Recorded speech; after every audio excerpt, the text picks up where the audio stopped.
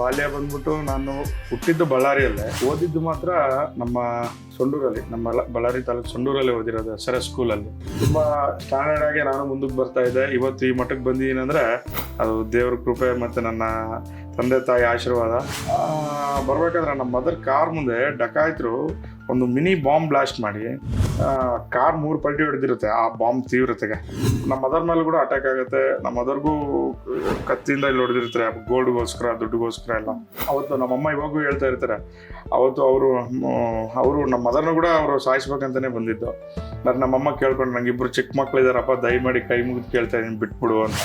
Actually ನಾನು ನನ್ನ wife ಒಂದಾಗೋದು ಇಂಪಾರ್ಟೆಂಟ್ ಅಲ್ಲ, ಅವ್ರ ಫ್ಯಾಮಿಲಿ ನಮ್ಮ ಫ್ಯಾಮಿಲಿ ಒಂದಾಗದೆ this is the true marriage actually ನನ್ನ ಲೆಕ್ಕಕ್ಕೆ.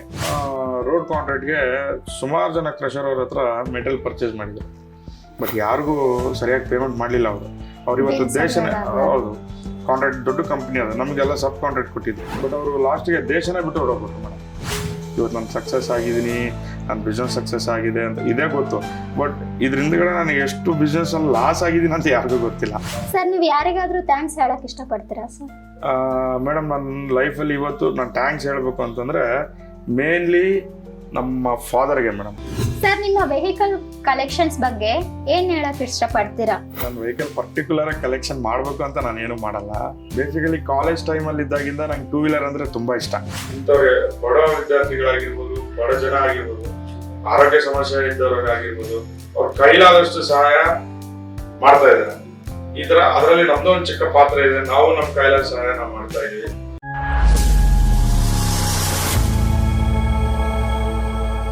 ನಮಸ್ಕಾರ ವೀಕ್ಷಕರೇ, ನಾನು ನಿಮ್ಮ ರೇವತಿ. ಇಂದು ನಮ್ಮ ಜರ್ನಿ ಜಂಕ್ಷನ್ ಕಾರ್ಯಕ್ರಮಕ್ಕಾಗಿ ನಮ್ಮೊಂದಿಗೆ ಇದ್ದಾರೆ ಸಾಗರ್ ಸರ್ ಅವರು. ಬನ್ನಿ ಅವ್ರನ್ನ ವೆಲ್ಕಮ್ ಮಾಡೋಣ. Welcome to our journey junction sir. ನಮಸ್ಕಾರ ಸರ್. ನಿಮ್ಮ ಬಾಲ್ಯದ ಬಗ್ಗೆ ಹೇಳಬೇಕಾದ್ರೆ ನಿಮ್ಮ ಜರ್ನಿ ಎಲ್ಲಿಂದ ಸ್ಟಾರ್ಟ್ ಆಯ್ತು? ಮೇಡಮ್, ನಂದು ಬಾಲ್ಯ ಬಂದ್ಬಿಟ್ಟು ನಾನು ಹುಟ್ಟಿದ್ದು ಬಳ್ಳಾರಿಯಲ್ಲೇ, ಓದಿದ್ದು ಮಾತ್ರ ನಮ್ಮ ಸೊಂಡೂರಲ್ಲಿ, ನಮ್ಮ ಬಳ್ಳಾರಿ ತಾಲೂಕು ಸೊಂಡೂರಲ್ಲಿ ಓದಿರೋದು ಸರ ಸ್ಕೂಲಲ್ಲಿ.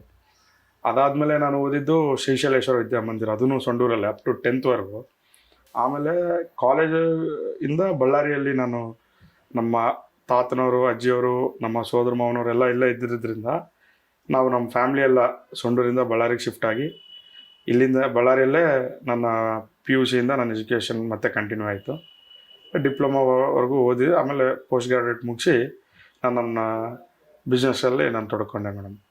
ಇದು ನನ್ನ ಫ್ಯಾಮಿಲಿ ಬಗ್ಗೆ ಏನನ್ನ ಹೇಳಬೇಕಾದ್ರೆ? ನನ್ನ ಫ್ಯಾಮಿಲಿ ಬಗ್ಗೆ ಬಂದ್ಬಿಟ್ಟು ನನಗೆ ನಮ್ಮ ತಂದೆ ತಾಯಿ, ನಮ್ಮ ಮದರ್ ಬಂದ್ಬಿಟ್ಟು ಟೀಚರ್ ಇದ್ದಾರೆ. ಅದೇ ಸೊಂಡೂರಲ್ಲಿ ಗರ್ಲ್ಸ್ ಸ್ಕೂಲಲ್ಲಿ. ಅವರು ಅಲ್ಲಿ ಒಂದು ತುಂಬ ಹೆಸರುವಾಸಿ, ಅನುರಾಧ ಟೀಚರ್ ಅಂದರೆ ತುಂಬ ಹೆಸರು ಸೊಂಡೂರಲ್ಲಿ. ಗವರ್ನರ್ ಅವಾರ್ಡ್ ಕೂಡ ಆಗಿದೆ ನಮ್ಮ ತಾಯಿಯವ್ರಿಗೆ, ಅವ್ರ ಸೇವೆಯನ್ನು ಗುರುತಿಸಿ. ನಮ್ಮ ತಂದೆಯವರು ಬಿಸ್ನೆಸ್ ಮ್ಯಾನ್ ಇದ್ರು ಮೇಡಮ್. ಇವಾಗ ಫೈನಾನ್ಸ್ ಇದೆ ತಂದೆಯವ್ರದ್ದು, ಲಿಕ್ಕರ್ ಶಾಪ್ಸು ನೋಡ್ತಾರೆ ತಂದೆಯವರು. ನನಗೆ ಸಪೋರ್ಟಿವ್ ಕೂಡ ನಮ್ಮ ತಂದೆಯವರೇ ಮತ್ತು ನಮ್ಮ ತಾಯಿನೇ. ನನಗೊಬ್ಬ ತಂಗಿ. ನೀವು ಯಾವ ವಯಸ್ಸಿನಲ್ಲಿ ಬಿಸ್ನೆಸ್ ಸ್ಟಾರ್ಟ್ ಮಾಡಿರೋದು ಸರ್? ಮೇಡಮ್, ನಂದು ಬಿಸ್ನೆಸ್ ಸ್ಟಾರ್ಟ್ ಆಗಿದ್ದು ಅರೌಂಡ್ 22-23 ವಯಸ್ಸಿಂದ ನಾನು ಬಿಸ್ನೆಸ್ ಫೀಲ್ಡಲ್ಲಿ ಬಂದೆ. ಸುಮಾರು 7 ಬೀಳುಗಳು. ಬಿಸ್ನೆಸ್ ಅಂದರೆ ಇಟ್ಸ್ ನಾಟ್ ಸೊ ಈಸಿ. ಅದು ಯಾವ ಥರಪ್ಪ ಅಂತಂದರೆ, ನಾವೇನೋ ಬಿಸ್ನೆಸ್ಸಲ್ಲಿ ಕಳ್ಕೊಂಬಿಟ್ಟಿರ್ತೀವಿ ಒಂದು ಕಡೆಯಲ್ಲಿ, ಏನಪ್ಪ ಎಲ್ಲ ಹೋಯ್ತು ಅನ್ನೋಷ್ಟೊತ್ತಿಗೆಲ್ಲ ಅದು ಏನೋ ನನ್ನ ಲೈಫಲ್ಲಿ ಅದೊಂದು ಮೆರಾಕಲ್. ದೇವರು ತುಂಬ ಅವಕಾಶಗಳು ಕೊಟ್ಟಿದ್ದಾರೆ. ತುಂಬ ಸ್ಟ್ಯಾಂಡರ್ಡ್ ಆಗಿ ನಾನು ಮುಂದಕ್ಕೆ ಬರ್ತಾ ಇದ್ದೆ. ಇವತ್ತು ಈ ಮಟ್ಟಕ್ಕೆ ಬಂದಿದ್ದೀನಿ ಅಂದರೆ ಅದು ದೇವ್ರ ಕೃಪೆ ಮತ್ತು ನನ್ನ ತಂದೆ ತಾಯಿ ಆಶೀರ್ವಾದ, ಎಕ್ಸ್ಪೆಷಲಿ ನನ್ನ ಹೆಂಡತಿ ಸಪೋರ್ಟ್, ನನ್ನ ವೈಫ್ದು. ಯಾಕಂದರೆ ಇವತ್ತಿನವರೆಗೂ ಮನೆಯಲ್ಲಿ, ನನಗೂ 2 ಮಕ್ಕಳು, ಮನೆಯಲ್ಲಿ ಇವತ್ತಿನವರೆಗೂ ನಂಗೆ ಯಾವುದೇ ಥರನಾದ ಫ್ಯಾಮ್ಲಿ ಬರ್ಡನ್ಸ್ ಅನ್ನೋದೇ ನನ್ನ ಹೆಂಡತಿ ನನ್ನವರೆಗೂ ತಂದಿಲ್ಲ. ಅದೇ ನನ್ನ ಮೇನ್ ಸಕ್ಸಸ್ ಸೀಕ್ರೆಟ್. ಇಲ್ಲಪ್ಪ ಅಂತಂದಿದ್ರೆ ಆ ಫ್ಯಾಮಿಲಿ ಬರ್ಡನ್ಸು, ಇದು ಹೊರಗಿನ ಬಿಸ್ನೆಸ್ ಟೆನ್ಷನ್ಸ್ಗೆ ತುಂಬ ಮೆತ್ತಗಾಗ್ಬಿಡ್ತಿದ್ದೆ. ಬಟ್ ಇವತ್ತಿನವರೆಗೂ ನನ್ನ ವೈಫ್ ನನ್ನವರೆಗೂ ಫ್ಯಾಮಿಲಿ ಬರ್ಡನ್ಸು ಒಂದು ವಿಚಾರನೂ ಏನೂ ತರಲಿಲ್ಲ. ತಂದೆ ತಾಯಿ ಹೆಲ್ತ್ ಇಶ್ಯೂಸ್ ಬಗ್ಗೆ ಆಗಿರ್ಬೋದು, ಮಕ್ಕಳ ಅವ್ರ ಎಜುಕೇಷನ್ ಬಗ್ಗೆ ಆಗಿರ್ಬೋದು, ಅವಳೇ ಎಲ್ಲ ಹತ್ತರಿಂದ ನೋಡ್ಕೊಳ್ತಾಳೆ ಮೇಡಮ್. ಅದೊಂದು ನನಗೆ ಭಾಳ ಮೋಸ್ಟ್ ಸಕ್ಸಸ್ಫುಲ್ ಸೀಕ್ರೆಟ್ ಅಂತ ನಾನು ಹೇಳ್ತೀನಿ. ಸರ್, ನೀವು ಲಿಕ್ಕರ್ ಬಿಸ್ನೆಸ್ ಸ್ಟಾರ್ಟ್ ಮಾಡಿದಾಗ ನೀವು ಯಾವ ವಯಸ್ಸು ಇತ್ತು? ನಂದು ಲಿಕ್ಕರ್ ಬಿಸ್ನೆಸ್ ಸ್ಟಾರ್ಟ್ ಆಗಿ ಅರೌಂಡ್ 4.5 ಇಯರ್ಸ್ ಅನ್ಕೊಳ್ಳಿ, ಆಲ್ಮೋಸ್ಟ್ ಆಗಿ 5 ಇಯರ್ಸಿಂದ ಈ ಫೀಲ್ಡಲ್ಲಿ ಇದ್ದೀನಿ. ಇಷ್ಟಕ್ಕೆ ಮುಂಚೆ ನಂದು ಕ್ರಷರ್ ಇತ್ತು, ಸ್ಟೋನ್ ಕ್ರಷರ್. ಅದಾದಮೇಲೆ ನಾನು ಕಾಂಟ್ರಾಕ್ಟ್ ಸ್ಟೋನ್ ಕ್ರಷರ್ ಇರೋದ್ರಿಂದ ಕಾಂಟ್ರಾಕ್ಟ್ ಫೀಲ್ಡಿಗೆ ಬಂದ್ವಿ.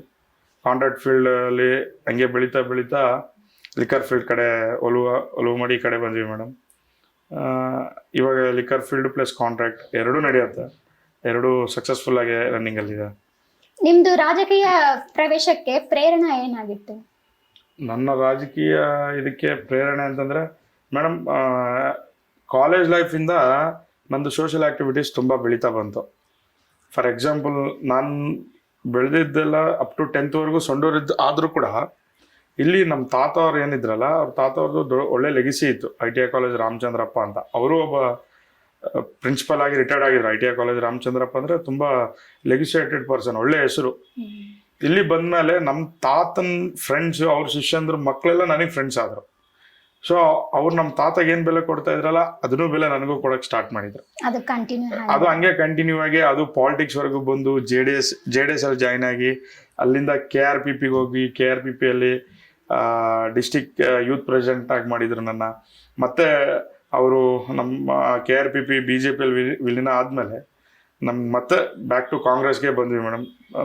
MP ಎಲೆಕ್ಷನಿಂದ ನಾವು ನಮ್ಮ ಕಾಂಗ್ರೆಸ್ ಪಾರ್ಟಿಯಲ್ಲೇ ಇದೀವಿ ಮೇಡಮ್. ಈಗ ನೀವು ಯಾವ ಕಾರಣಕ್ಕಾಗಿ JDS ಬಿಟ್ಟು KRPPಗೆ ಎಂಟ್ರಿ ಆಗಿದೆ ಮೇಡಮ್? ಆ್ಯಕ್ಚುಲಿ ನಾವು JDS ಬಿಟ್ಟು KRPPಗೆ ಎಂಟ್ರಿ ಆಗಿರೋ ಉದ್ದೇಶ ಏನಂತಂದರೆ ಮೇಡಮ್, ಒಂದೇ, ಅವತ್ತಿನ ದಿನ ನಮಗೆ JDS ಇಂದ ಒಂದು ಕ್ಯಾಂಡಿಡೇಟ್ ಇರಲಿಲ್ಲ ಇಲ್ಲಿಗೆ.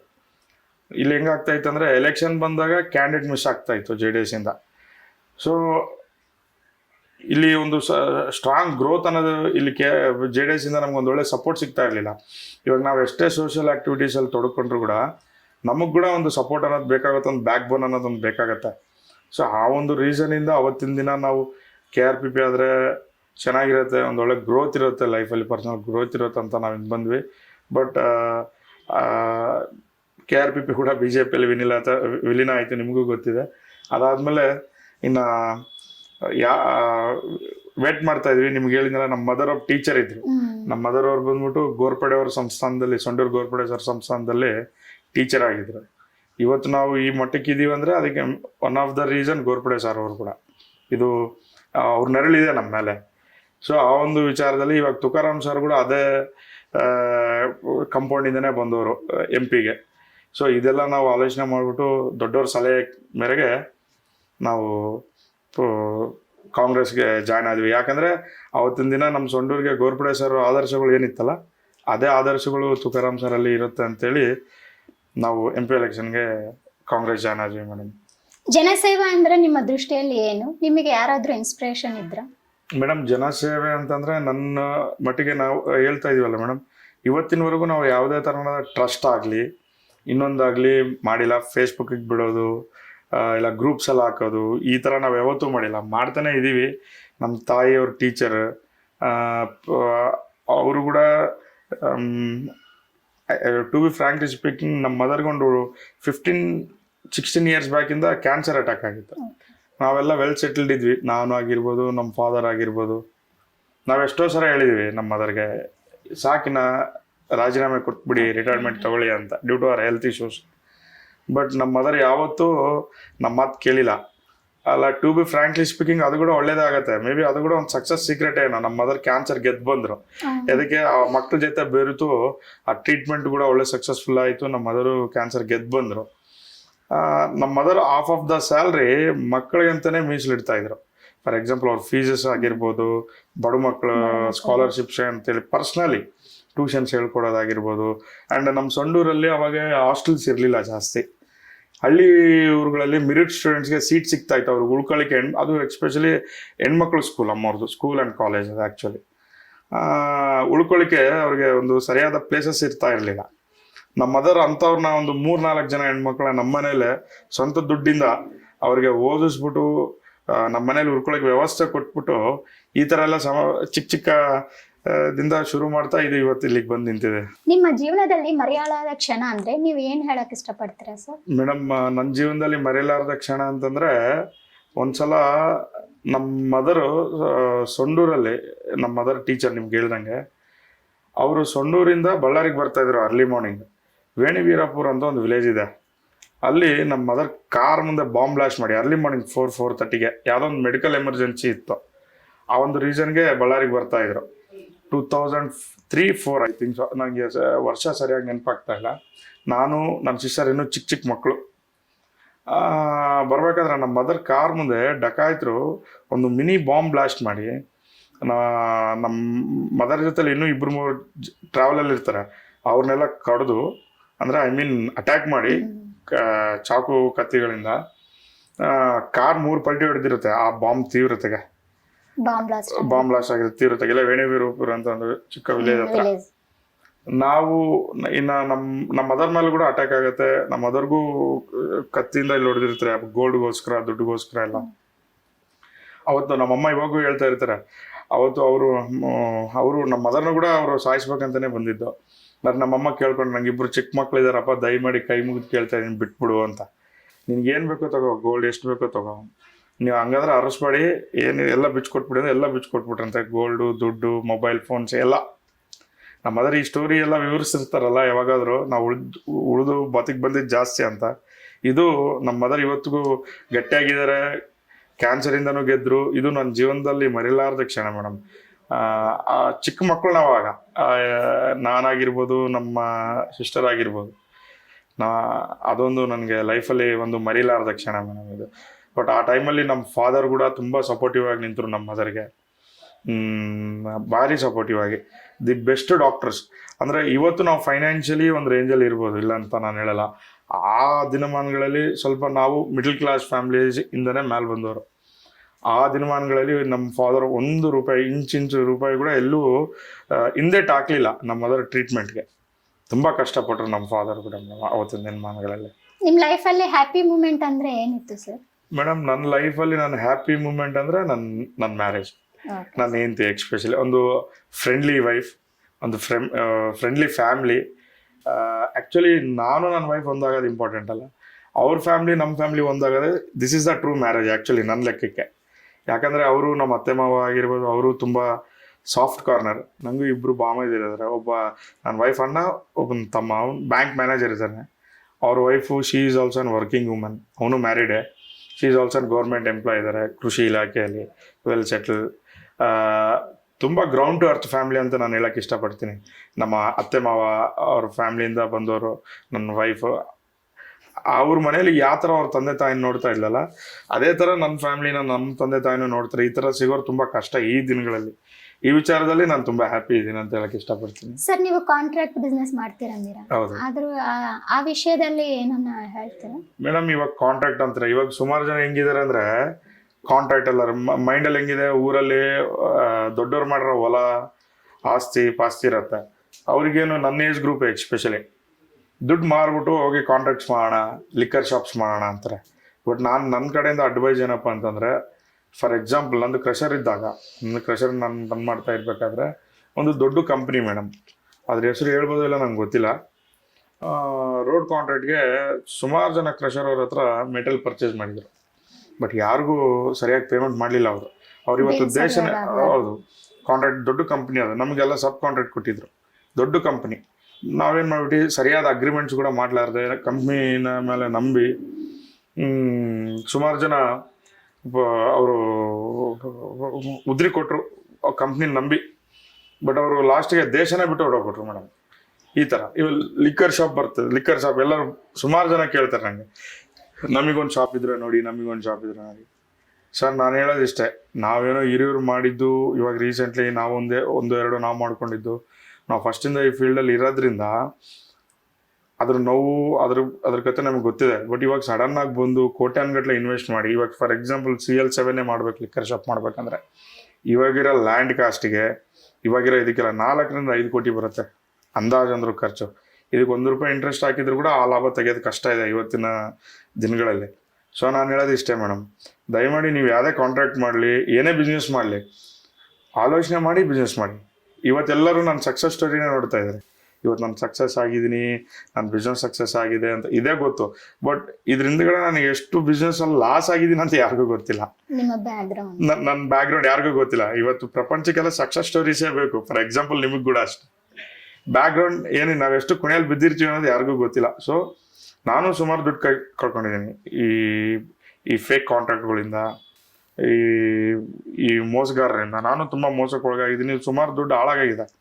ಸೊ ನನ್ನ ಕಡೆಯಿಂದ ಇಷ್ಟೇ, ದುಡುಕಿ ನಿರ್ಧಾರ ಮಾಡೋದಕ್ಕಿಂತ ಸ್ವಲ್ಪ ಆಲೋಚನೆ ಮಾಡಿ ವರ್ಕ್ ಮಾಡೋದು ಒಳ್ಳೇದಂತ ನನ್ನ ಅನಿಸಿಕೆ. ಫಾರ್ ಎಕ್ಸಾಂಪಲ್ ಮೇಡಮ್, ಇವಾಗ ಇಲ್ಲಿಂದ ಒಂದು 30 ಕಿಲೋಮೀಟರ್ಸ್ ದೂರದಲ್ಲಿ ಜಿಂದಾಲ್ ಅಂತ ಒಂದು ಫ್ಯಾಕ್ಟ್ರಿ ಇದೆ, ನಿಮಗೂ ಗೊತ್ತಿರುತ್ತೆ.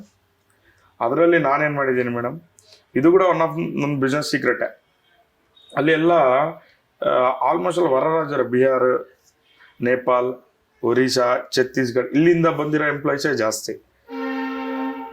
ನಾನು ಯಾಕೆ ನಮ್ಮೂರನ್ನ ಇಲ್ಲಿ ನಾನು ಇಂಪ್ಲೂಟ್ ಮಾಡಬಾರ್ದು ಅಂತೇಳಿ ಇವತ್ತು ನನ್ನ ಕಾಂಟ್ರಾಕ್ಟಲ್ಲಿ ಪರ್ ಡೇ ಅಲ್ಲಿ 300 ಇಂದ 400 ಜನ ರೆಗ್ಯುಲರ್ ಕಾಂಟ್ರಾಕ್ಟರ್ಸ್ ಇದ್ದಾರೆ. ಔಟ್ಸೋರ್ಸ್ ಬಂದ್ಬಿಟ್ಟು ಅದೊಂದು 200-300 ಜನ, ಪರ್ ಡೇ 500 ಇಂದ 600 ಜನ ವರ್ಕ್ ಮಾಡ್ತಾರೆ. ಅಲ್ಲಿರೋರು ಸುಮಾರು ಅದರಲ್ಲಿ 70% ಆಫ್ ಪೀಪಲ್ಸ್ ನನ್ನ ಜೊತೆ ಓದ್ದವರು, ನನ್ನ ಅಕ್ಕಪಕ್ಕ ಮನೆಯವರು, ನನ್ನ ರಿಲೇಷನ್ಸು, ನನ್ನ ಫ್ರೆಂಡ್ಸು, ಕ್ಲಾಸ್ಮೇಟ್ಸು, ಇವ್ರನ್ನ ಇಟ್ಕೊಂಡಿದ್ದೀನಿ. ಎಲ್ಲ ನಮ್ಮವ್ರನ್ನೇ, ನಾನ್ ಲೋಕಲೇಟ್ಸ್ ಅಂತ ಯಾರು ಇಲ್ಲ ಅಲ್ಲಿ. ಸೊ ಅವರೆಲ್ಲ ಹೆಂಗೆ ಆಲೋಚನೆ ಮಾಡ್ತಾರೆ, ಇದು ನಮ್ದಪ್ಪ, ಇದು ನಮ್ಮವ್ರದ್ದು, ಇದು ಕಾಂಟ್ರಾಕ್ಟ್, ಇದು ನಮ್ಮವ್ರದ್ದು ಕೆಲಸ ಅಂತ ಅವರು ಮೈಗಚ್ಕೊಂಡು ಮಾಡ್ತಾರೆ. ಅದು ಕೂಡ ನನ್ನ ಮೇನ್ ಸೀಕ್ರೆಟ್ ಮೇಡಮ್, ನಮ್ಮ ಬಿಸ್ನೆಸ್ ಸೀಕ್ರೆಟ್. ನಿಮ್ ಸಕ್ಸಸ್ಗೆ ಕಾರಣ ಹೇಳಿದ್ನಲ್ಲ ಮೇಡಮ್, ನನ್ನ ವೈಫೇ ನನ್ನ ಸಕ್ಸಸ್ಗೆ ಕಾರಣ. ಸರ್, ನೀವು ಯಾರಿಗಾದ್ರೂ ಥ್ಯಾಂಕ್ಸ್ ಹೇಳಕ್ ಇಷ್ಟಪಡ್ತೀರಾ ಸರ್? ಮೇಡಮ್, ನನ್ನ ಲೈಫಲ್ಲಿ ಇವತ್ತು ನಾನು ಥ್ಯಾಂಕ್ಸ್ ಹೇಳಬೇಕು ಅಂತಂದರೆ ಮೇನ್ಲಿ ನಮ್ಮ ಫಾದರ್ಗೆ ಮೇಡಮ್. ಯಾಕಂದರೆ ನಾನು ಹೇಳಿದ್ನಲ್ಲ ನನ್ನ ಫೇಲ್ಯೂರ್ ಸ್ಟೋರೀಸ್ ಅಂತ. ಫೇಲ್ಯೂರ್ ಸ್ಟೋರೀಸ್ ಹೇಳಕ್ಕೆ ಹೋದರೆ ನಿಮ್ಗೆ 1/2 hour ಅಲ್ಲ 2 hours ಪ್ರೋಗ್ರಾಮ್ ಆದರೆ ಇದು ಇದಾಗತ್ತೆ. ನನ್ನ ಲೈಫಲ್ಲಿ ನಾನು ಕಳೆದಷ್ಟು ದುಡ್ಡು ನಮ್ಮ ತಂದೆದು ಎಕ್ಸ್ಪೆಷಲಿ ಅವಾಗ ನಾವು ಗೊತ್ತಾಗ್ತಿರ್ಲಿಲ್ಲ. ಯಾಕಂದರೆ ನಮ್ಮ ತಂದೆ ದುಡ್ಡು ಏನು ಮಾಡಿದ್ರೆ ನಮ್ಮ ತಂದೆ ಕೊಡ್ತಾನೆ ಬಿಡು ಅಂತಂದು. ಇವತ್ತು ನಾವು ದುಡ್ಡು ದುಡಿತಿದ್ದೀವಲ್ಲ, ಅದು ಬೆಲೆ ಗೊತ್ತಾಗ್ತಾ ಇದೆ. ಸೊ ನಾನು ನನ್ನ ಲೈಫಲ್ಲಿ ಯಾರಿಗಾದ್ರು ಥ್ಯಾಂಕ್ಸ್ ಹೇಳ್ಬೇಕಂದ್ರೆ ನಮ್ಮ ಫಾದರ್ಗೆ ಥ್ಯಾಂಕ್ಸ್ ಹೇಳ್ತೀನಿ. ಆ್ಯಂಡ್ ಇಂಥ ತಂದೆ ತಾಯಿನ ಪಡೀಲಿಕ್ಕೆ ಅದೃಷ್ಟ ಮಾಡಿದ್ದೀನಿ, ಇದಂತೂ ನಾನು ಸತ್ಯವಾಗಿ ಹೇಳ್ತೀನಿ ಮೇಡಮ್.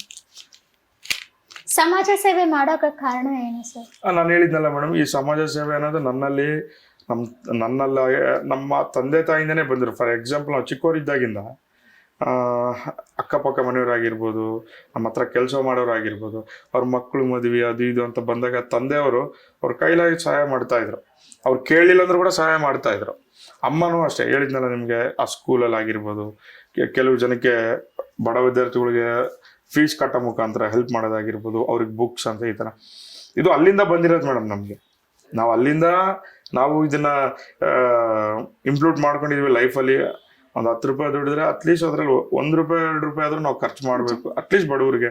ಸುಮಾರು ಜನ ಇದ್ದಾರೆ ಇವತ್ತು ನೋಡಿ, ದುಡ್ಡಿದ್ದವ್ರ ಮಕ್ಕಳು ಸುಮಾರು ಜನ, ಅವ್ರಿಗೆ ಓದಿಸ್ಬೇಕಂತ ಎಷ್ಟಿರುತ್ತೆ, ಓದಲ್ಲ. ದುಡ್ಡಿಲ್ಲಾರ್ದವ್ರು ಎಷ್ಟೋ ಜನ ಇದ್ದಾರೆ ಇವತ್ತು ಬೀದಿಯಲ್ಲಿ, ಎಷ್ಟು ಕಷ್ಟಪಡ್ತಾ ಇರ್ತಾರೆ, ಅವ್ರ ಹತ್ರ ದುಡ್ಡಿರಲ್ಲ. ಸೊ ಅಂಥವ್ರಿಗೆ ನಾವು ಎಲ್ಲರಿಗೂ ಅಂದ್ರೂ ಮಾಡೋಷ್ಟು ಶಕ್ತಿ ದೇವ್ರು ನಮ್ಗೆ ಕೊಟ್ಟಿಲ್ಲ. ಅಟ್ಲೀಸ್ಟ್ ನಮ್ಗೆ ಕೊಟ್ಟಿದ್ದಲ್ಲಿ ಸ್ವಲ್ಪ ಆದ್ರೂ ಪಬ್ಲಿಕ್ ನಾವೇನಾದ್ರೂ ಮಾಡ್ಬೇಕಲ್ಲ ಅಂತ ಅಷ್ಟೇ ಮೇಡಮ್. ಸರ್, ಯುವಕರಿಗೆ ನೀವು ನೀಡುವ ಸಂದೇಶ ಏನು? ಮೇಡಮ್, ನಾನು ಯುವಕರಿಗೆ ಸಂದೇಶ ಕೊಡೋಷ್ಟು ದೊಡ್ಡ ನಾನಿನ್ನೂ ಆಗಿಲ್ಲ. ಬಟ್ ನಾನು ಹೇಳೋದು ಇಷ್ಟೇ ಮೇಡಮ್, ಫ್ಯಾಮಿಲಿಗೆ ಟೈಮ್ ಕೊಡಿ, ಫ್ರೆಂಡ್ಸ್ಗೂ ಟೈಮ್ ಕೊಡಿ, ಬಿಸ್ನೆಸ್ಗೂ ಟೈಮ್ ಕೊಡಿ, ಎಂಜಾಯ್ಮೆಂಟ್ಗೂ ಟೈಮ್ ಕೊಡಿ. ಈ 4 ವಿಧವಾಗಿ ಬ್ಯಾಲೆನ್ಸ್ ಮಾಡಬೇಕು ಮೇಡಮ್. ಅದೇ ಇವತ್ತು ನಾನು ಯೂತ್ಗೆ ಹೇಳೋದು. ಬರೀ ಎಂಜಾಯ್ಮೆಂಟ್ಗೆ ಟೈಮ್ ಕೊಟ್ಟೆ, ಬರೀ ಬಿಸ್ನೆಸ್ಗೆ ಟೈಮ್ ಕೊಟ್ಟೆ, ಬರೀ ಫ್ಯಾಮ್ಲಿಗೆ ಟೈಮ್ ಕೊಟ್ಟೆ ಅಂದರೆ ಇದು ಅಲ್ಲ. So we have to compare. 4 ಕರೆಕ್ಟಾಗಿ ಬ್ಯಾಲೆನ್ಸ್ ಮಾಡಿದ್ರೆ ಅದು ಲೈಫ್ ಆಗುತ್ತೆ. ಇದೊಂದೇ ನಾನು ಸಜೆಷನ್ ಅಂತೀನಿ. ಇಷ್ಟೇ ಮೇಡಮ್ ಯೂತ್ಗೆ ನಾನು. ಸರ್, ಬಿಸ್ನೆಸ್ ಬಗ್ಗೆ ಮಾಹಿತಿ ನೀಡುವುದಾದರೆ ಜನಕ್ಕೆ ಏನು ಸಂದೇಶ ಕೊಡ್ತೀರಾ? ಮೇಡಮ್, ಇವತ್ತಿನ ದಿನಮಾನಗಳಲ್ಲಿ ಮೇಡಮ್ ಬಿಸ್ನೆಸ್ ಬಗ್ಗೆ ಮಾಹಿತಿ ಕೊಡಬೇಕು ಅಂತಂದರೆ ಬಿಸ್ನೆಸ್ ಮಾಡೋದು ತುಂಬ ಕಷ್ಟ ಇದೆ. ಮಾರ್ಕೆಟಲ್ಲಿ ಫ್ಲೋಟಿಂಗ್ ಏನಾಗಿದೆ ಮೇಡಮ್, ಎಕ್ಸ್ಪೆಷಲಿ ನಮ್ಮ ಬಳ್ಳಾರಿ ಜಿಲ್ಲೆಯಲ್ಲಿ ಇವತ್ತು ಮಾರ್ಕೆಟ್ ಫ್ಲೋಟಿಂಗ್ ಅಮೌಂಟ್ ಅನ್ನೋದು ತುಂಬ ಕಷ್ಟ ಆಗಿದೆ. ಇಷ್ಟಕ್ಕೆ ಮುಂಚೆ ಮೈನ್ಸ್ ಇತ್ತು, ಲಾರಿಗಳಿತ್ತು, ಮೈನಿಂಗ್ ಸುಮಾರು ದುಡ್ಡು ನೋಡಿದ್ದಾರೆ ಜನ. ಬಟ್ ಇವತ್ತು ಏನೇ ಬಿಸ್ನೆಸ್ ಮಾಡೋಕೆ ಹೋದ್ರು ಅವತ್ತಿನ ದಿನದಲ್ಲಿ ಹೆಂಗಿತ್ತಪ್ಪ ಅಂದರೆ, ಒಂದು 10 ರೂಪಾಯಿ ಹಾಕಿದರೆ ಅದರಲ್ಲಿ ಒಂದು 8 ರೂಪಾಯಿನಾದ್ರೂ ನಾವು ಲಾಭ ತೆಗಿಬೋದು ಎಕ್ಸ್ಟ್ರಾ ಅನ್ನಂಗಿತ್ತು. ಇವತ್ತು 10 ರೂಪಾಯಿ ಆಗಿದ್ರೆ 2 ರೂಪಾಯಿ ಲಾಭ ತೆಗೆಯೋದು ಕೂಡ ಕಷ್ಟ ಇದೆ, ತುಂಬ ಕಷ್ಟ ಇದೆ ಮೇಡಮ್ ಬಿಸ್ನೆಸ್ ಇವತ್ತಿನ ದಿನ. ಅನ್ಕೊಂಡಷ್ಟು ಈಸಿ ಇಲ್ಲ ಇದು. ಇವಾಗ ನನ್ನ ಏಜ್ ಗ್ರೂಪ್ವರೆಗೆ ಹೆಂಗಿದೆಯಪ್ಪ ಅಂತಂದರೆ, they need A fast food. ಹೆಂಗಂದ್ರೆ ಫಾಸ್ಟ್ ಫುಡ್ ಅಂದರೆ ಗೊತ್ತಲ್ಲ ನಿಮಗೆ, 2 ಮಿನಿಟ್ಸಲ್ಲಿ ಗೋಬಿ ಆಗಬೇಕು, 2 ಮಿನಿಟ್ಸಲ್ಲಿ ಮ್ಯಾಗಿ ನೂಡಲ್ಸ್ ಆಗಬೇಕು, ಈ ಥರ ಯೂತ್ ಇದ್ದಾರೆ ಭಾಳ ಜನ, ನನ್ನ ವಯಸ್ಸವರ ಎಕ್ಸ್ಪೆಷಲಿ. ಬಟ್ ಆ ಇಂಟೆನ್ಷನ್ ಇದ್ದವರು ಬಿಸ್ನೆಸ್ ಮಾಡೋಕ್ಕೆ ದೂರ ಇದ್ರೆ ಒಳ್ಳೇದಂತ ನನ್ನ ಅನಿಸಿಕೆ. ದುಡ್ಡು ಇಟ್ಬಿಡ್ತೀವಿ, ಕೆಲಸದವ್ರು ಇದ್ದಾರೆ ಅವ್ರು ಮಾಡ್ಕೊಂಡು ಹೋಗ್ತಾರೆ, ನಾವು ಸುಮ್ಮನೆ ಆರಾಮಾಗಿ ಎ ಸಿ ರೂಮಲ್ಲಿ ಒಂದು ಟಿ ವಿ ಇಟ್ಕೊಂಡು ಚೇರ್ ಮೇಲೆ ಆರಾಮಾಗಿ ಈ ಥರ ಕೂತು ಅವ್ರ ಕಡೆಯಿಂದ ಕೆಲಸ ಮಾಡಿಸೋಣ ಅನ್ನೋ ಇಂಟೆನ್ಷನ್ ಇದ್ದರೆ ಲೈಫಲ್ಲಿ ಯಾವುದೇ ಬಿಸ್ನೆಸ್ ಸಕ್ಸಸ್ ಆಗಲ್ಲ. ಇದು ನಾನು ಡ್ಯಾಮ್ ಶೂರ್ ಆಗಿ ಹೇಳ್ತೀನಿ ಮೇಡಮ್. ಸರ್, ನೀವು ಕಾಂಟ್ರಾಕ್ಟ್ ಬಿಸ್ನೆಸ್ ಮಾಡ್ತೀರಾ, ಲಿಕ್ಕರ್ ಬಿಸ್ನೆಸ್ ಮಾಡ್ತೀರಾ, ಮತ್ತೆ ಪಾಲಿಟಿಕ್ಸ್ ಅಲ್ಲೇ ಇದ್ದೀರಾ, ಮತ್ತೆ ಸಮಾಜ ಸೇವೆ ಮಾಡ್ತೀರಾ, ಇದೆಲ್ಲ ಹೆಂಗ ಮೇಂಟೈನ್ ಮಾಡ್ತಾ ಇದ್ದೀರಿ? ಟೈಮ್ ಹೇಳಿದ್ನಲ್ಲ ಮೇಡಮ್, ಇವಾಗ ನಾನು ಸಮಾಜ ಸೇವೆ ಮಾಡ್ತೀನಿ ಅಂದರೆ ನಾನು 24 ತಾಸು ಅದೇ ಮಾಡಲ್ಲ. ಎಕ್ಸಾಂಪಲ್, ನಾನು ಕಾಂಟ್ರಾಕ್ಟ್ ಮಾಡ್ತೀನಿ ಅಂದರೆ ನನ್ನ ಕಾಂಟ್ರಾಕ್ಟ್ 24 ತಾಸು ಅದರಲ್ಲೇ ನಾನು ಇರಲ್ಲ. ಬಿಸ್ನೆಸ್ ಮಾಡ್ತೀನಿ ಅಂದರೆ ಅದರಲ್ಲೇ ನಾನು ಇರಲ್ಲ. ನನಗೆ ಮೋಸ್ಟ್ ಸಕ್ಸಸ್ಫುಲ್ಲಾಗಿ ನಮ್ಮ ಫಾದರ್ ಆ್ಯಂಡ್ ನನ್ನ ವೈಫ್ ತುಂಬ ಸಪೋರ್ಟಿವ್ ಆಗಿ ನಿಂತಿದ್ದಾರೆ. ಸೊ ನಾವು ಹಂಚ್ಕೊಳ್ತೀವಿ ಮೇಡಮ್. ಇನ್ ಕೇಸ್ ನಾನು ಈ ವಿಚಾರದಲ್ಲಿ ಈ ಒಂದು ವರ್ಕಲ್ಲಿ ನಾನು ಬ್ಯುಸಿ ಇದ್ದಾಗ ನಮ್ಮ ಫಾದರ್ ಅದ್ರ ಬಗ್ಗೆ ಕೇರ್ ಮಾಡ್ತಾರೆ. ನಾವಿಬ್ಬರು ಒಂದು ವಿಚಾರದಲ್ಲಿ ಇದ್ದಾಗ ಅಲ್ಲಿ ಇನ್ನೊಂದು ಕಡೆ ಏನಾದರೂ ಕೆಲಸ ಬಿದ್ದಾಗ ನನ್ನ ವೈಫ್ ಕೇರ್ ಮಾಡ್ತಾಳೆ. So we are handling that. So ಇದೊಂದು ನಾನು ಟೆನ್ಷನ್ ಫ್ರೀ. ಟೈಮ್ ಎಲ್ಲದಕ್ಕೂ ಸರಿಸಮಾನವಾಗಿ ಟೈಮ್ ಕೊಡ್ತೀನಿ ಮೇಡಮ್. ಫ್ಯಾಮಿಲಿಗೂ ಟೈಮ್ ಕೊಡ್ತೀನಿ, ಬಿಸ್ನೆಸ್ಗೂ ಟೈಮ್ ಕೊಡ್ತೀನಿ. ಹೇಳಿದ್ನಲ್ಲ madam, you have to handle. ಇವು ಮಾಡಬೇಕಾದ್ರೆ ಫ್ಯಾಮಿಲಿ ಸಪೋರ್ಟು ಬೇಕು, ಹೆಂಡತಿ ಕಡೆಯಿಂದನೂ ಸಪೋರ್ಟ್ ಬೇಕು, ತಂದೆ ತಾಯಿ ಸಪೋರ್ಟು ಬೇಕು, ಮೋರ್ ಓವರ್ ಫ್ರೆಂಡ್ ಸಪೋರ್ಟ್ ಬೇಕು, ಆ್ಯಂಡ್ ಮೋರ್ ಓವರ್ ನನ್ನ ಪಿಲ್ಲರ್ಸ್ ಅಂತ ಇರ್ತಾರಲ್ಲ ಕೆಲವು ಜನ, ಅವರು ನನಗೆ ಕಂಪಲ್ಸರಿ ಆಗಿ ನನಗೂ ಪಿಲ್ಲರ್ಸ್ ಆಗೇ ಇರಬೇಕು. ಈ ಥರ ಫಾರ್ ಎಕ್ಸಾಂಪಲ್ ಪಿಲ್ಲರ್ಸ್ ಅಂತ ಹೇಳೋಕ್ಕಾದ್ರೆ ನನ್ನ ಲೈಫಲ್ಲಿ ನನಗೆ ಬಿಗ್ ಪಿಲ್ಲರ್ಸೇ ಇದ್ದಾರೆ. ಅವರೆಲ್ಲ ಟು ಬಿ ಫ್ರಾಂಕ್ಲಿ ಸ್ಪೀಕಿಂಗ್ ನಮ್ಮ ಸೋದರ ಮಾವ ಒಬ್ರು ಇದ್ರು, ಶ್ರೀನಿವಾಸ್ ಅಂತ, ಮುನ್ನಾ ಅಂತ ಹೇಳ್ತಾ ಇದ್ರು. ಅವ್ರು ಫಸ್ಟ್ ಡಿಪೋ KSRTC ಡಿಪೋಲ್ಲಿ ಕೆಲಸ ಮಾಡ್ತಾ ಇದ್ರು. ಅವ್ರು ಒಳ್ಳೆ ಲೀಡರ್ ಆಗಿದ್ರು. ರೀಸೆಂಟ್ಲಿ ಸುಮಾರು ವರ್ಷಗಳ ಕೆಳಗೆ ಹಾರ್ಟ್ ಸ್ಟ್ರೋಕ್ ಬಂದು ತೀರೋದ್ರು. ಇವತ್ತು ಅವ್ರ ಜೊತೆ ನಮ್ಮ ಮಾವನ ಫ್ರೆಂಡ್ಸ್ ಏನಿದ್ರಲ್ಲ ಅವರೆಲ್ಲ ನನಗೆ ಫ್ರೆಂಡ್ಸ್ ಈಗ. ಸೊ ಅವರೆಲ್ಲ ನನಗೆ ಒಂದು ಬ್ಯಾಕ್ ಬೋನ್ ಥರ ನಿಂತಿದ್ದಾರೆ. ಗೈಡ್ ಮಾಡೋಕ್ಕಾಗಿರ್ಬೋದು, ಅಲ್ಲಿ ಏನಾದರೂ ಒಂದು ರಿಸ್ಕ್ ಆದರೆ ನಾನು ಅಲ್ಲಿ ಹೋಗೋಕ್ಕಿಂತ ಮೊದಲು ಇವರೇ ಹೋಗ್ಬಿಟ್ಟು ಅಲ್ಲಿ ರಿಸ್ಕ್ ಕ್ಲಿಯರ್ ಮಾಡ್ತಾರೆ. ಫಾರ್ ಎಕ್ಸಾಂಪಲ್, ಈ ನಮ್ಮ ಹೋತೂರ್ ಫ್ಯಾಕ್ಟ್ರಿ ಅಂತ ಇತ್ತು, ಅದರಲ್ಲಿ GM ಆಗಿದ್ರು ಒಬ್ರು, ಶೇಖ್ ಅಂತೇಳಿ. ಅವರು ಅಷ್ಟೇ ವೆಲ್ ಎಜುಕೇಟೆಡ್ ಇದ್ದಾರೆ. They will guide me. ನನ್ನ ಕಾಂಟ್ಯಾಕ್ಟ್ ವಿಚಾರದಲ್ಲಿ ನನ್ನ ಗೈಡ್ ಮಾಡ್ತಾರೆ ಅವರು. ಇನ್ನೊಬ್ರು ಮಾವ ಇದ್ದಾರೆ, ವೆಂಕಟೇಶ್ ಅಂತ ಹೇಳ್ಬಿಟ್ಟು, ನಮ್ಮ ಅಮ್ಮನ 2ನೇ ತಮ್ಮ, ಅವರು ಗೈಡ್ ಮಾಡ್ತಾರೆ. ಆ್ಯಂಡ್ ಇನ್ನೊಬ್ರು ಇದ್ದಾರೆ, ಬಸವರಾಜ್ ಸರ್ ಅಂತ ಹೇಳ್ಬಿಟ್ಟಿದ್ದಾರೆ. ಅವರು ಜಿಂದಾಲ್ ಲಾಜಿಸ್ಟಿಕಲ್ಲಿ ತುಂಬ ಹೈಯರ್ ಪೋಸ್ಟಲ್ಲಿ ಇದ್ರು. ರೀಸೆಂಟ್ಲಿ ಅವ್ರು ರಿಟೈರ್ಡ್ ಆದರು. ಸೊ ಅವರು ನಂಗೆ ಗೈಡ್ ಮಾಡ್ತಿರ್ತಾರೆ. ಸೊ ಈ ಥರ ಸುಮಾರು ಜನ ಹೇಳ್ತಾ ಹೋದರೆ ನನಗೆ ಒಂದೊಂದು ಫೀಲ್ಡಲ್ಲಿ ಒಬ್ಬೊಬ್ರು ಇದ್ದಾರೆ ಮೇಡಮ್. ಲಿಕ್ಕರ್ ಫೀಲ್ಡಲ್ಲಿ ನನ್ನ ಕೈ ಇಟ್ಟು ಎಳ್ದೋರೆ ಬೇರೆ, ಕಾಂಟ್ರಾಕ್ಟ್ ಫೀಲ್ಡಲ್ಲಿ ನನ್ನ ಕೈ ಇಟ್ಟು ಎಳ್ದೋರೆ ಬೇರೆ, ಈ ಥರ. ಸರ್, ನಿಮ್ಮ ವೆಹಿಕಲ್ ಕಲೆಕ್ಷನ್ಸ್ ಬಗ್ಗೆ ಏನು ಹೇಳಕ್ಕೆ ಇಷ್ಟಪಡ್ತೀರಾ? ಮೇಡಮ್, ವೆಹಿಕಲ್ ಕಲೆಕ್ಷನ್ ಅಂದರೆ ನನ್ನ ವೆಹಿಕಲ್ ಪರ್ಟಿಕ್ಯುಲರ್ ಕಲೆಕ್ಷನ್ ಮಾಡಬೇಕು ಅಂತ ನಾನೇನು ಮಾಡಲ್ಲ. ಬೇಸಿಕಲಿ ಕಾಲೇಜ್ ಟೈಮಲ್ಲಿ ಇದ್ದಾಗಿಂದ ನಂಗೆ 2 ವೀಲರ್ ಅಂದರೆ ತುಂಬ ಇಷ್ಟ. ಬೈಕ್ಸ್ ಅಂದರೆ ಮಾರ್ಕೆಟಲ್ಲಿ ಯಾವ್ಯಾವ ಬೈಕ್ ಬರಲಿ ನಮ್ಮ ಫಾದರ್ನ ಅದು ಕೊಡಿಸೋವರೆಗೂ ಬಿಡ್ತಾ ಇರಲಿಲ್ಲ. ಇವಾಗ ಕಾಲೇಜ್ ಲೈಫಲ್ಲಿ ನನಗೆ ಒಂದು ಆಕ್ಸಿಡೆಂಟ್ ಆಗುತ್ತೆ ಒಂದು 4-5 ಇಯರ್ಸ್ ಬ್ಯಾಕ್. ಆಕ್ಸಿಡೆಂಟ್ ಆದಾಗಿಂದ ಐ ಕನ್ವರ್ಟೆಡ್ ನನ್ನ ಲವ್ ಏನಿದೆ ಅಲ್ಲ 2 ವೀಲರ್ಸ್ ಮೇಲೆ ಕ್ರೇಜ್ನ ಅದು 4 ವೀಲರ್ಗೆ ಕನ್ವರ್ಟ್ ಮಾಡಿದೆ. ಕನ್ವರ್ಟ್ ಮಾಡಿದಾಗಿಂದ ಎಸ್ ಐ ಹ್ಯಾವ್ ಕಲೆಕ್ಷನ್ ಮಾಡ್ತೀನಿ. 4 ವೀಲರ್ಗೆ ಬಂದೆ. ಅದೇನಾಗುತ್ತೆ, ಸ್ವಲ್ಪ 4 ವೀಲರ್ ಕ್ರೇಜ್ ನಂಗೂ ಜಾಸ್ತಿ ಇದೆ, ನಮ್ಮ ಫಾದರ್ಗೆ ಇನ್ನೂ ಚೆನ್ನಾಗಿದೆ. ನೀವು ನಂಬಲ್ಲ, ನಮ್ಮ ಫಾದರ್ಗೆ ಈಗ 65 ಇಯರ್ಸ್ ಏಜು. ಇವಾಗೂ ಬುಲೆಟ್ ಕೊಡ್ರಿ ಮಹೇಶ್ ಬಾಬು ಥರನೇ ಹೊಡಿತಾರೆ ಇವತ್ತು ಗಾಡಿ. ಆ ಕ್ರೇಜ್ ಇದೆ ನಮ್ಮ ಫಾದರ್ಗೆ. ಅದನ್ನು ನಮ್ಮ ಅಪ್ಪರಿಂದನೇ ಬಂದಿರೋದು ನನಗೆ ವೆಹಿಕಲ್ ಕ್ರೇಜ್ ಅನ್ನೋದು ಕೂಡ. ಸೊ ಕ್ರೇಜ್ ಅಂತ ಪರ್ಟಿಕ್ಯುಲರ್ ಆಗಂತೂ ಏನೂ ಇಲ್ಲ. ನಮ್ಮ ಸಮಾಜದ ಬಗ್ಗೆ ನಾನು ಏನು ಹೇಳ್ಬೇಕು ಅಂತಂದ್ರೆ, ನಮ್ದು ಬೇಸಿಕ್ಲಿ ಈಡಿಗೆ ಸಮಾಜ. ನಾನೀಗ ಪ್ರೆಸೆಂಟ್ ನಮ್ಮ ಈಡಿಗೆ ಸಮಾಜದಿಂದ ಬಳ್ಳಾರಿ ಡಿಸ್ಟಿಕ್ಕಿಂದ ಕೇಂದ್ರಕ್ಕೆ, ಅಂದರೆ ನಮ್ಮ ಡಿಸ್ಟಿಕ್ ಎಲ್ಲ ನಮ್ಮ ಸ್ಟೇಟ್ ಬ್ಯಾಂಗ್ಳೂರಿಂದ ಸ್ಟೇಟ್ಗೆ EC ಮೆಂಬರ್ ಆಗಿದ್ದೀನಿ. ಕೇಂದ್ರ ಸಂಘಕ್ಕೆ EC ಮೆಂಬರ್ ಆಗಿದ್ದೀನಿ. ನಮ್ಮ ಹಿರಿಯರು, ನಮ್ಮ ಬಳ್ಳಾರಿ ಜಿಲ್ಲೆಯಲ್ಲಿ ಹಿರಿಯರು, ಮುಖಂಡರು ಎಲ್ಲರೂ ಕಲ್ತ್ಬಿಟ್ಟು ನಮ್ಮ ಸಾಗರ್ ಇದ್ರೆ ನಮ್ಗೆ ಒಂದು ವಾಯ್ಸ್ ಇರುತ್ತಪ್ಪ ಅಲ್ಲಿ ಬ್ಯಾಂಗ್ಳೂರಲ್ಲಿ ನಮ್ಮ ಸಮಾಜದ ಬಗ್ಗೆ, ನಮ್ಮ ಬಳ್ಳಾರಿ ಜಿಲ್ಲೆ ಬಗ್ಗೆ ಅಂತ ಹೇಳಿ ಅಂತ ನನ್ನ ಅನ್ಕಂಟೆಸ್ಟ್ ಆಗಿ ನನ್ನ ಬ್ಯಾಂಗ್ಳೂರು ಈಡಿಗೆ ಸಂಘಕ್ಕೆ ಕಳಿಸ್ತಾರೆ EC ಮೆಂಬರ್ ಆಗಿ. ಸ್ಟೇಟ್ EC ಮೆಂಬರ್ ಆಗಿದ್ದೀನಿ ಬಳ್ಳಾರಿ ಡಿಸ್ಟಿಕ್ ಇಂದ. ಅಂಡ್ ನಮ್ಮ ಸಮಾಜದ ಬಗ್ಗೆ ಹೇಳ್ಬೇಕಂತಂದ್ರೆ ಮೇಡಮ್, ನಮ್ಮ ಸಮಾಜದಲ್ಲಿ ತುಂಬಾ ಹಿಂದುಳಿದ್ಬಿಟ್ಟಿದೆ ನಮ್ಮ ಸಮಾಜ ಇವತ್ತಿನ ದಿನ. ಯಾಕಂದ್ರೆ ಸರಾಯಿ ಕಸಬು ಗೌರ್ಮೆಂಟ್ ನಿಂದಿರಿಸ್ಬಿಡ್ತಲ್ಲ. ಸರಾಯಿ ಯಾವಾಗ ಸ್ಟಾಪ್ ಆಯ್ತೋ ಅವಾಗ ನಮ್ಮ ಸಮಾಜದವರು ತುಂಬಾ ಹಿಂದುಳಿದ್ಬಿಟ್ರು. ಅದರಲ್ಲಿ ಸುಮಾರು ಜನಕ್ಕೆ ಬ್ರಾಂದಿ ಶಾಪ್ ಲೈಸೆನ್ಸ್ಗಳು ಆಗಿಲ್ಲ ಆ ಸಮಯದಲ್ಲಿ. ಕಷ್ಟ ಜೀವಿಗಳಿದ್ದಾರೆ. ಅಂಥವ್ರನ್ನ ನಾವು ಗುರುತಿಸ್ತಾ ಇದ್ದೀವಿ. ಇವಾಗ ನಮ್ಮ ಕೇಂದ್ರ ಸಮಾಜದಿಂದ ಆಗಿರ್ಬೋದು, ನಮಗೂ ಕೆಲವು ಹಿರಿಯ ಮುಖಂಡರುಗಳು ಸಿಕ್ಕಿದ್ದಾರೆ ಈಗ ನಮ್ಮ ಸಮಾಜದಲ್ಲಿ. ಫಾರ್ ಎಕ್ಸಾಂಪಲ್ JP ನಾರಾಯಣ ಸ್ವಾಮಿ ಅಂತ JPNP ಗ್ರೂಪ್ ಅಂತ ಇದ್ದಾರೆ. ಅವರು ಇಂಥವ್ರನ್ನೆಲ್ಲ ಗುರುತಿಸ್ಬಿಟ್ಟು ನಮ್ಮ ಮುಖಾಂತರ ಗುರುತಿಸ್ಬಿಟ್ಟು ಅವ್ರಿಗೆ ಸ್ಕಾಲರ್ಶಿಪ್ ಅಂತ ಕೊಡ್ತಾ ಇದ್ದಾರೆ ಎವ್ರಿ ಇಯರ್. ಅದಾದ್ಮೇಲೆ ನಮ್ಮ ಲಕ್ಷ್ಮೀ ನರಸಿಂಹ ಸರ್ ಅಂತ ಹೇಳ್ಬಿಟ್ಟು ಅವರು X IAS IPS selection committee member ಅವರು ಕೂಡ ರಿಟೈರ್ಡ್ ಆಗಿದ್ದಾರೆ ಈಗ. ಅವರು ಇವತ್ತಿನ ದಿನ ಈ ಪ್ರತಿಯೊಂದು not only in Ballari district, ಎಲ್ಲಾ ತಾಲೂಕುಗಳಲ್ಲಿ ಇಂಥವ್ರ ಬಡ ವಿದ್ಯಾರ್ಥಿಗಳಾಗಿರ್ಬೋದು, ಬಡ ಜನ ಆಗಿರ್ಬೋದು, ಆರೋಗ್ಯ ಸಮಸ್ಯೆ ಇದ್ದವರಾಗಿರ್ಬೋದು, ಅವ್ರ ಕೈಲಾದಷ್ಟು ಸಹಾಯ ಮಾಡ್ತಾ ಇದ್ದಾರೆ. ಈ ತರ ಅದರಲ್ಲಿ ನಮ್ದು ಒಂದು ಚಿಕ್ಕ ಪಾತ್ರ ಇದೆ. ನಾವು ನಮ್ಮ ಕೈಲಾದ ಸಹಾಯ ನಾವು ಮಾಡ್ತಾ ಇದೀವಿ. ನಮ್ಮ ಸಮಾಜಕ್ಕೆ ನಾವು ಕೊಡ್ತಾ ಇರೋ ಕೊಡುಗೆ ಅಂತ ನಾನು ಹೇಳಲ್ಲ, ನಮ್ಮ ಸಮಾಜದ ಬಗ್ಗೆ ನನ್ಗೆ ಹೆಮ್ಮೆ ಬಗ್ಗೆ ನಾನು ಹೇಳ್ತಾ ಇದ್ದೀನಿ. ನಮ್ಮ VTV ಚಾನಲ್ ವತಿಯಿಂದ ನಿಮ್ ಲೈಫ್ ಗೆ ಸಕ್ಸಸ್ ಆಗ್ಲಿ ಅಂತ all the best. Thank you. ನಾನು ನಿಮ್ VTV ಚಾನಲ್ಗೆ ಥ್ಯಾಂಕ್ಸ್ ಹೇಳ್ತಾ ಇದ್ದೀನಿ. ನೀವು ನಮ್ಮಂತ ಲೀಡರ್ಸ್ ನ ಎಲ್ಲ ಗುರುತಿಸಿ ಇವತ್ತು ಕರೆಸ್ಬಿಟ್ಟು ಇಂಟರ್ವ್ಯೂ ಮಾಡ್ತಾ ಇದ್ರಲ್ಲ, ಅದಕ್ಕೆ ತುಂಬಾ ಧನ್ಯವಾದಗಳು. ಈ ಇಂಟರ್ವ್ಯೂ ಇಂದ ನಾವ್ ಇನ್ನೂ ಸಮಾಜ ಸೇವೆ ಗುರುತಿಸ್ಕೋಬೇಕು, ಇನ್ನು ಏನಾದ್ರೂ ಮಾಡಬೇಕು ಸಮಾಜಕ್ಕೆ ಅಂತ ನಮ್ಗೆ ಕೂಡ ಒಂದು ಒಳಗಡೆ ಇದು ಜಾಸ್ತಿ ಆಗತ್ತೆ, ಇನ್ನು ಏನಾದ್ರೂ ಮಾಡ್ಬೇಕು ಅಂತ.